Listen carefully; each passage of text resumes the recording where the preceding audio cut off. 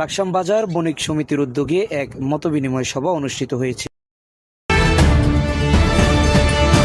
Laksam TV, বৃহত্তর লাকসামের প্রতিচ্ছবি।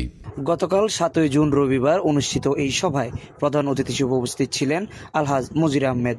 তিনি লাকসাম পৌরসভার সাবেক মেয়র, লাকসাম পৌরসভা বিএনপির সভাপতি এবং লাকসাম বণিক সমিতির সভাপতির দায়িত্ব পালন করছেন।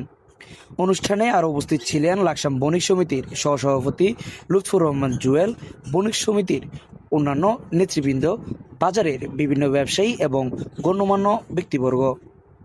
মতবিনিময় সভায় বাজারের সার্বিক উন্নয়ন, ব্যবসায়ীদের বিভিন্ন সমস্যা ও সম্ভাবনা, বাজার ব্যবস্থাপনা এবং ব্যবসাবান্ধব পরিবেশ নিশ্চিত করার বিষয়ে আলোচনা করা হয়। এ সময় বক্তারা বলেন, ব্যবসায়ীদের স্বার্থ রক্ষা এবং বাজারের উন্নয়নে সবাইকে ঐক্যবদ্ধভাবে কাজ করতে হবে। পাশাপাশি ব্যবসায়ীদের মতামতের ভিত্তিতে প্রয়োজনীয় পদক্ষেপ গ্রহণের উপর গুরুত্বারোপ করা হয়। সভায় উপস্থিত ব্যবসায়ীরা তাদের বিভিন্ন দাবি, সমস্যা ও পরামর্শ তুলে ধরেন। সংশ্লিষ্ট বিষয়ে প্রয়োজনীয় উদ্যোগ গ্রহণের আশ্বাস দেন অতিথিরা।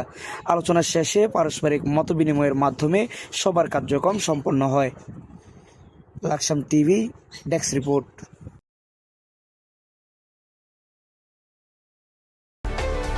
বৃহত্তর লাকসামের সর্বশেষ সংবাদ দেখতে চোখ রাখুন লাকসাম টিভিতে।